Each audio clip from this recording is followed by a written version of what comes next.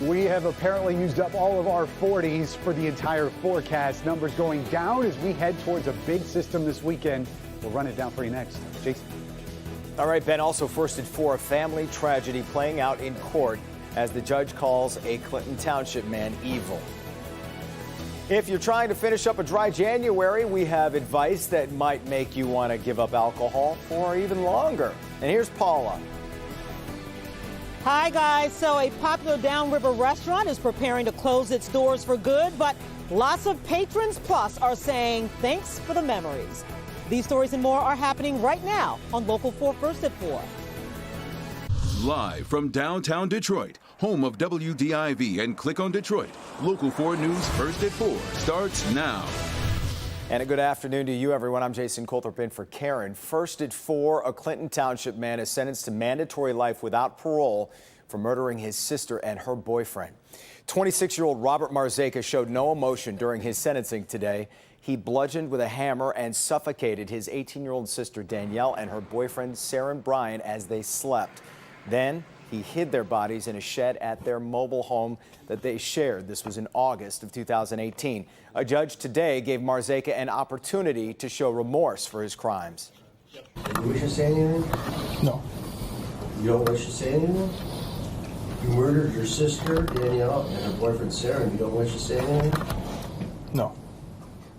The judge had little more to say, except that Marzeka is an evil man and he's going where he belongs. To this day, the motive behind these murders remains a mystery.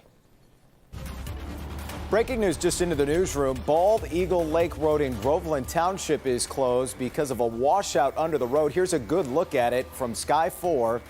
Between Bird and Allen Roads is where this happened, and you can see just how deep that is.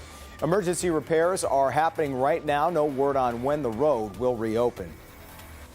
A woman is found shot to death in her SUV this morning on Detroit's east side. It happened near Whittier and Kelly. Investigators believe the victim here managed to drive a short distance after she was shot several times. Police say they do have a suspect in custody. We'll have a live update on this investigation tonight at 5. The latest episode in the story of the toxic ooze that has leaked onto the shoulder of I-696 in Madison Heights is playing out in a courtroom now. The city of Madison Heights has gone to court to demand the demolition of the business where stored toxic chemicals leaked into the soil and onto the freeway. Environmental and technical experts have been called on to testify. That hearing may continue into tomorrow. Now, new at 5, Help Me Hank continues his investigation of Detroit's battle with Gary Sayers over a property he owns in the city. You might be surprised at how long that's been going on. Well, you simply cannot complain about the mid-40s in mid-January. If you do, you're a complainer, and we just don't want to be that. I mean, let's just enjoy this. Or wait a minute, could they be disappearing forever? Let's check in with Ben for the latest on the forecast. Grab your cell phone, just take a picture of that 42 in the corner of your screen, and then you can just remember it for 10 days, because we're not going to see that for at least that long. Temperatures on their way down to more typical winter numbers. Then we've got this to deal with. By this time tomorrow, rain showers and maybe a few snow showers north of M59 as we get into the evening hours. This is going to be fairly light stuff, but it's going to be noticeable. The snow could amount to about an inch plus here in the areas that are north of M59, but generally it's going to be gone by Thursday morning, and we start setting our sights on a much bigger system that we're going to be watching for this weekend. Temperatures tonight falling into the 30s. We'll clear out some of those clouds. Still mild, still above average, but we're on the way down. We will look at that weekend system and see just how potent it's going to be and how much of a headache we're in for on Saturday. Jason. All right, Ben. The impeachment showdown heads to the U.S. Senate now as both parties hold closed-door meetings. They're getting ready to do battle over how that trial will play out. Devin standing by in the newsroom to give us a closer look at where these battle lines are being drawn, Devin. Yeah, Jason, we are inching closer to just the third impeachment trial of an American president ever. Both sides digging in over a key issue, and we're getting an idea now of when the trial might start. But here's where things stand this afternoon. House Speaker Nancy Pelosi is scheduled to vote tomorrow to send 2 articles of impeachment over to the Senate. She has not named the House managers who will serve as prosecutors, but it's expected she'll transmit their names at the same time, so we would expect that to be tomorrow as well. The Senate trial could be begin in a matter of days. We're hearing it could start perhaps by next Tuesday. Republicans like Susan Collins of Maine and Mitt Romney of Utah are said to be pushing for the possibility of calling witnesses during the trial. Senate Majority Leader Mitch McConnell says the House should have done the investigative work before sending the articles over and isn't so sure. Nothing in our history or our Constitution says a House majority can pass what amounts to a half-baked censure resolution and then insist that the Senate fill in the blanks. What are they doing? Such that they do not have time, apparently, to hear from John Bolton or Mick Mulvaney or review documents. Now, late today, McConnell said both sides might want to call witnesses, so still a lot of jockeying ahead. Changes almost by the hour. Very different climate from the Bill Clinton impeachment 21 years ago. Back then, there was also disagreement over calling witnesses, but the vote to start the trial was bipartisan, 100 senators to 0. Can't imagine anything being 100 to 0 these days in today's Senate. Jason, back to you. Absolutely not. Yeah. All right, Devin, we'll see you back at 5. All righty. Russia is denying it has launched a cyber attack that could be connected to the 2020 presidential election. A Silicon Valley company that specializes in email security says Russian military agents hacked into Burisma. That's the Ukrainian gas company linked to the president's impeachment scandal, the same one where Joe Biden's son Hunter served on the board. It's not clear what the hackers were looking for or if they found anything. Russia calls the report the latest anti-Russian story to make the rounds. Social media is lighting up over news that a popular downriver restaurant is closing its doors. Savannahs has made quite an impression in Trenton, and people are leaving hundreds of messages like this one. We found a few. Oh, how we will miss Savannahs. We will have a lifetime of memories of the perfect wedding we had there for our daughter. And also this message, I've eaten in great restaurants all over the world. Savannahs is one of the best.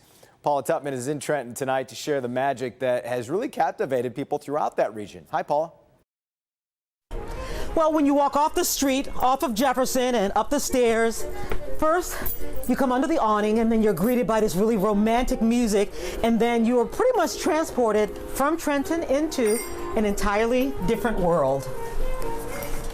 The house at 2156 Jefferson is grand, built in 1897. But it's the people who've been inside for the last 5 years or so who've made this spot the spot in Trenton. Yeah, we've been here before. That's good. But for the short space of time they were here, this is a couple whose passion for people convinced them to take a risk, to open a restaurant where it wasn't just about the food, it was about the experience. It drips ambiance. You can enter wearing a baseball cap or blue jeans or a simple sweater and know that you're going to be treated to top-notch dining and atmosphere. But the owners are calling it quits. Health reasons. Reducing the stress of here will help a lot.